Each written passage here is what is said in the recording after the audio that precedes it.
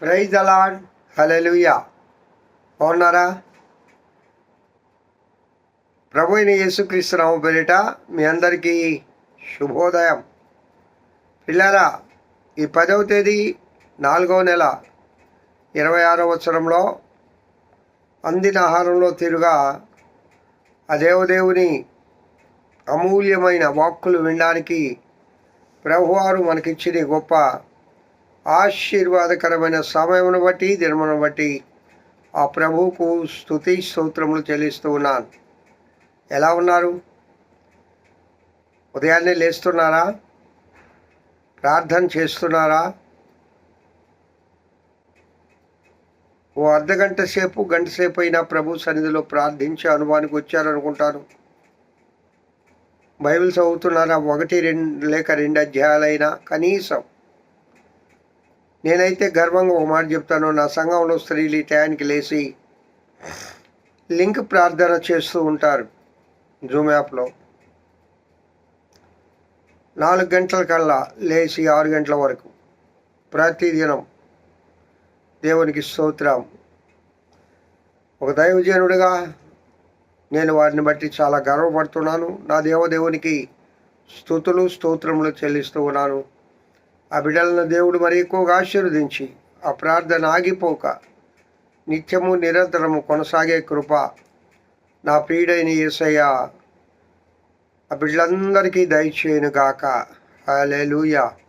అలాగే ప్రియులారా, ఈ అందిన ఆహారం యువర్స్ వినే వాళ్ళందరూ కూడా ఏకవ జాములో లేచి ప్రార్థించే అనుభవానికి రావాలని నేను చాలా మార్లు మీకు జ్ఞాపకం చేశాను. అది మంచి అనుభవం, గొప్ప అనుభవం, ఆత్మీయ అనుభవం, ఆశీర్వాదకరమైన అనుభవం అది.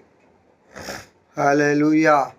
ప్రియులారా, ఈ దినము యోహాను సువార్తలో యేసుక్రీస్తు ప్రభు వారు 10వ అధ్యాయం చదివితే ఆయన అసలు ఈ లోకానికి ఎందుకు వచ్చాడు, ఆయన ఏం చేస్తున్నాడు, ఆయన కాపురత్వం ఏంటి, ఆయన ఎలాంటి కాపరి, ఆయన స్వరం ఊరింటారు. ఆయన కంటే ముందుగా అనేక మంది వచ్చారు, కానీ గొర్రెలేవి వారి స్వరం వినలేదు, వాళ్ళు దోచుకునేవారు, దొంగలు అని క్లియర్గా చాలా చక్కగా చెప్తాడు. ఈ దినం 10వ అధ్యాయం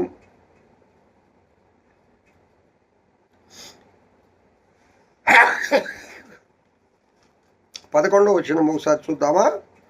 నేను గొర్రెలకు మంచి కాపరిని, మంచి కాపరి గొర్రెల కొరకు తన ప్రాణము పెట్టును. ప్రియులారా, సరే, యేసుక్రీస్తు ప్రభువారు ఆయన చెప్పే గొప్ప మాట, నేను గొర్రెలకు మంచి కాపరిని. మంచి కాపరి అంటే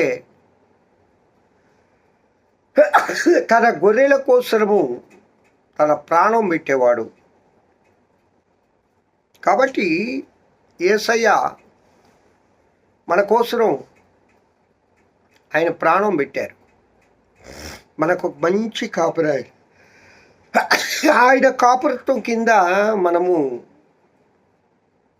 బ్రతకాలి, ఒప్పుకోవాలి.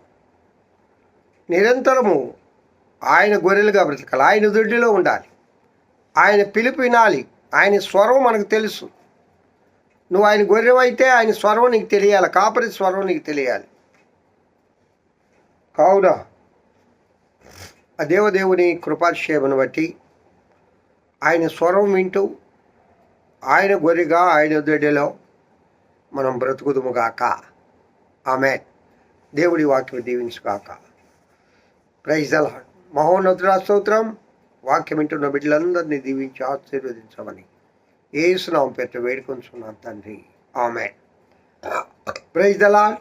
Have a good day. ఈ దినమంతా ఆ దేవదేవుని కృపాక్షేమములే మీ వెంట వచ్చునుగాక. హల్లెలూయా.